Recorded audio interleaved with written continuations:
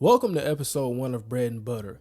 Here we discuss a key game plan specific matchup as we prepare for our hottest games of the week.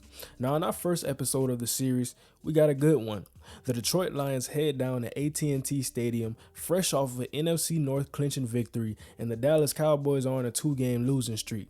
Now, our question and our key matchup for today: can the Dallas Cowboys stop the fierce run game of the Detroit Lions? Now, we know it all starts with the numbers. Here we have the numbers of the Lions' rushing attack versus the numbers of the Cowboys' rush defense. With this information, I think the table is all set. Let's roll the tape. Now, there's 3 sections.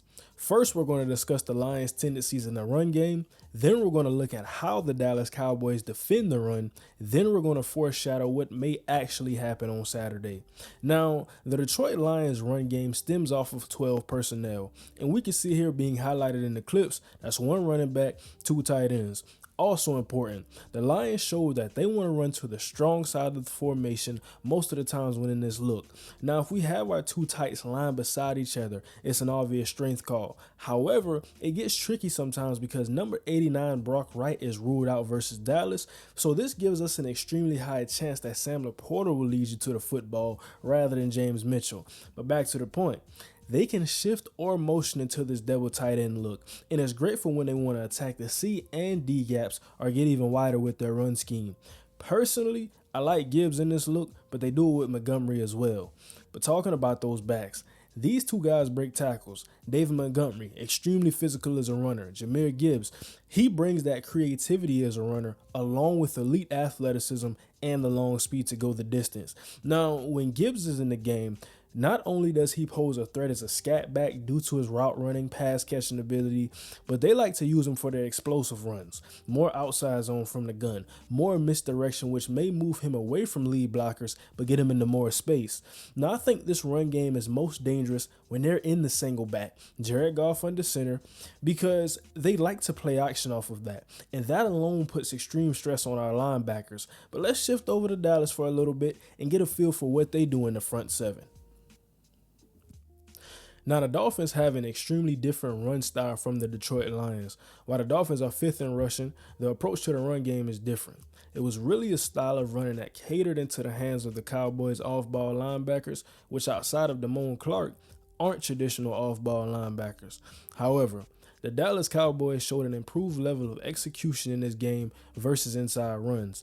They found their best success when guys across the defensive line created penetration by winning one-on-one battles, such as Chauncey Golston, Osa Odigizua, and DeMarcus Lawrence.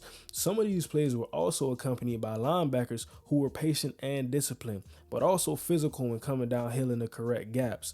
And I think it's really not a coincidence. When we saw some of the struggles in run defense, it was the exact opposite from what I just said. Defensive linemen getting turned out of their gaps, not winning those one-on-one battles. Linebackers incorrectly diagnosing the run or diagnosing the run to a point where they sped up their read steps and took themselves out of the play.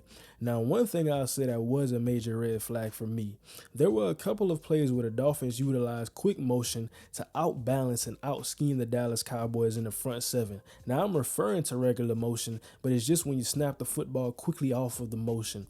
How can the Dallas Cowboys be able to shift their defensive line in those moments to remain in a sound and advantageous position within the run game? But I think coming out of that Buffalo Bills game, what we saw in this Miami Dolphins game, this version of their run defense was a vast improvement. So I guess the final question, and probably the most important one, is how would the Dallas Cowboys be able to handle Penei Sewell, Frank Ragnow, Graham Glasgow, in a situation where we're going to put a man on a man, move him against his will, and let David Montgomery and Jahmyr Gibbs decipher where to go with the football. Now, there will be a lot to watch in this game, but I think it'll come down to, can the Cowboys stop their bread and butter?